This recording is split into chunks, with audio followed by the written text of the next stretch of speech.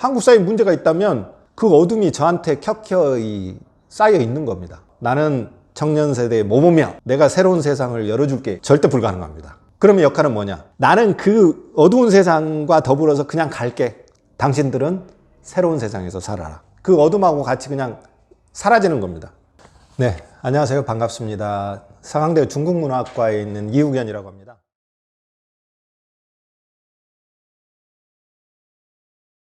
우리가 루신 하면 대개 이제 아큐정전을 쓴 소설가 이렇게만 알고 있죠. 특히 이제 지금 20대, 30대들에게는 그렇게 익숙한 작가는 아니죠. 근데 이제 루신이라는 사람이 그 활동하던 그 당시부터 시작을 해서 우리나라 사람들은 루신을 계속 읽어왔어요. 고전 작가 중에서 한국인들하고 가장 익숙하고 친숙하게 지내온 작가가 바로 루신이기도 합니다. 그러니까 이제 1881년에 태어났으니까 이 시기라는 것은 우리도 그렇고 중국도 그러지만 나라가 기울어가고 그 다음에 서구 제국주의가 이제 침략하면서 민족적인 위기 그리고 세계관이 무너지잖아요. 이제 너무 낯선 세계가 시작되는 겁니다. 이 근대라는 새로운 세계가 시작되는 거죠. 이제 그 속에서 나라가 뭔지 그리고 내가 어떻게 살아야 하는 건지 근대라는 세계가 전통 세계하고는 무엇이 다른지 이제 이런 고민을 했던 거죠.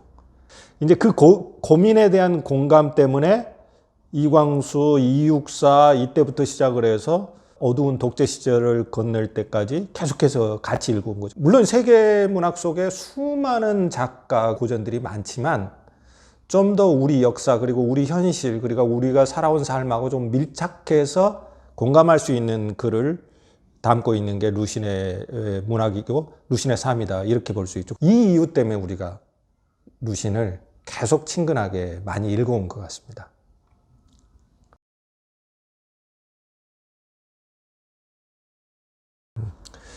루신의 그 글 또는 루신의 생각 중에서 제일 좀 어떻게 보면 낯선 개념이라고 할까 이해하기 어려운 개념 중 하나가 이 중간물이라는 단어예요.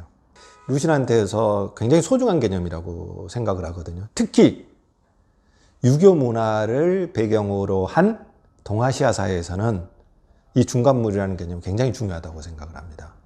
그러니까 중간물이라는 거는 다리입니다. 다리로 살자는 거죠. 다리는 우리가 어떤 A라는 지점에서 B라는 지점으로 건너갈 때 그걸 이어주거든요. 자신은 짓밟히면서 밟히면서 이쪽으로 넘겨주는 존재입니다. 물론 다리 밑에는 물이 있겠죠. 빠지면 안 되겠죠. 건너가는 사람이. 그러니까 물에 빠지지 않도록 다리로 막아주면서 이 사람들을 건네주고 자신은 희생하는 존재입니다. 이게 이제 루신에서는 굉장히 독특한 개념이에요. 아시다시피 동아시아는 유교사회고 유교사회는 어른 중심의 사회입니다.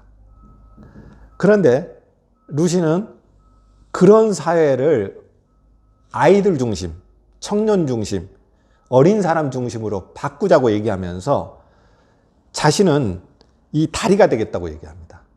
기성세대는 다리를 의식하면서 중간물로 살아라는 얘기입니다. 이거 굉장히 독특한 개념이죠. 자신도 때 묻었다고 생각하는 거예요. 자신이 낡은 세계 또는 좀 문제가 있는 세상에서 살아온 거예요. 나는 뭐 깨끗해? 이렇게 할 이유가 없어요. 왜냐하면 한국 사회에 문제가 있다면 제가 그 속에서 50년 넘게 살아왔으니까 그 어둠이 저한테 켜켜이 쌓여 있는 겁니다. 아니야, 나는 깨끗해? 절대 불가능합니다. 자, 나는 깨끗한 사람이니까 나를 따라와. 나는 청년 세대의 모범이야. 내가 새로운 세상을 열어줄게. 이렇게 얘기는 못하는 거죠. 그러면 역할은 뭐냐? 어두운 세상에 물들지 않은 사람들, 그 새로운 세대를 넘겨주는 희생을 하고 적어도 이런 어두운 세상, 문제가 많은 세상은 더 이상 지속되면 안 되겠다. 그 어둠하고 같이 그냥 사라지는 겁니다. 자신은 미래의 세상의 주인공이 아니에요. 나는 그 어두운 세상과 더불어서 그냥 갈게. 사라질게. 다리 같은 존재만 되고 당신들을 건네줄 테니까 당신들은 새로운 세상에서 살아라. 이름 없는 들불처럼 가을에 잎이 지고 그 진 잎이 땅에 들어가서 썩고 겨울을 지나면서 그것이 거름이 돼야 봄에 새로운 싹이 나오고 꽃이 피겠죠. 그야말로 들풀이 돼서 거름이 돼서 봄이 오면 새로운 풀로 새로운 꽃이 피어나길 바라는 거죠. 자신이 꽃이 되겠다 이런 생각은 없는 거죠. 나는 풀처럼, 이름 없는 들풀처럼 밟히고 그리고 썩어서 그냥 갈 테니까 당신들이 새로운 세상에서 새 꽃을 피우고 새로운 풀잎이 나온다면 그건 나는 그것으로 만족하다. 희생해서 보람을 찾는 거죠. 이게 중간물의 정신입니다. 보답을 바라지 않는 것이기도 하고 어떻게 보면 굉장히 겸손해야 돼요. 나는 때 묻은 사람이다. 그리고 희생의식이 있어야 돼요. 나를 희생시킴으로써 내 뒤에 올 사람들, 이 사람들이 그야말로 제대로 꽃을 피우고 제대로 봄을 맞아서 새싹을 틔웠으면 좋겠다. 이런 의식을 가져야만 중간물 의식이 있다고 할 수 있겠죠. 이게 중간물로 살기 쉽지 않습니다.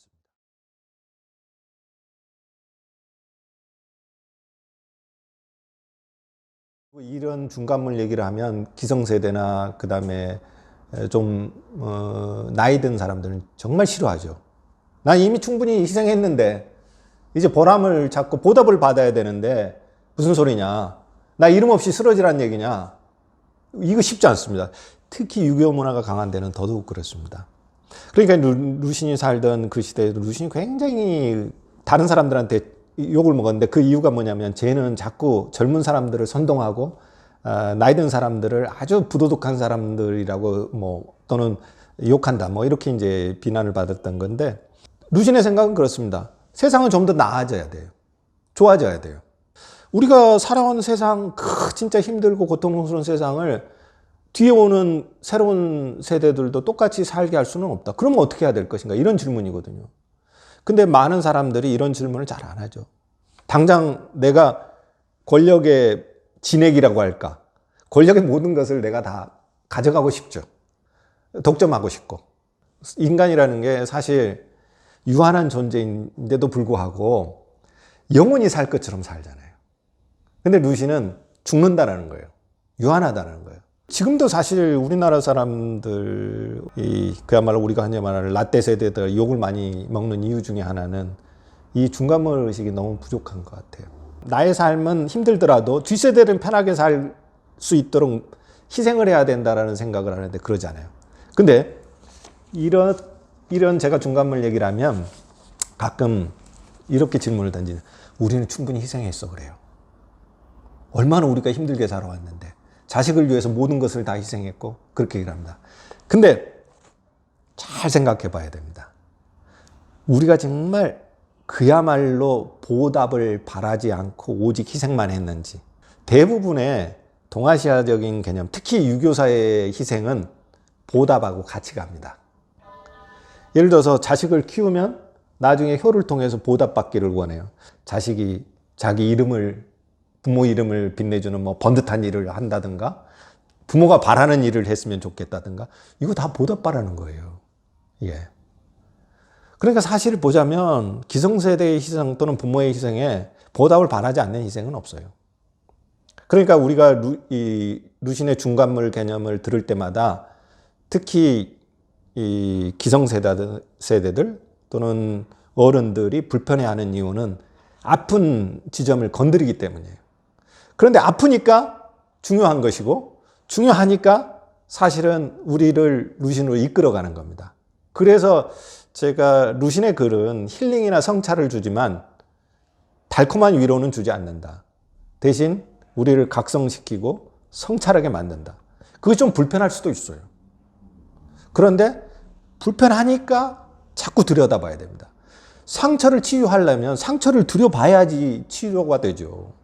이제 루신이 가지고 있는 중간물 의식이라는 것도 불편한 진실을 담고 있지만 우리가 꼭 읽어야 될 부분이라고 생각을 하는 거죠.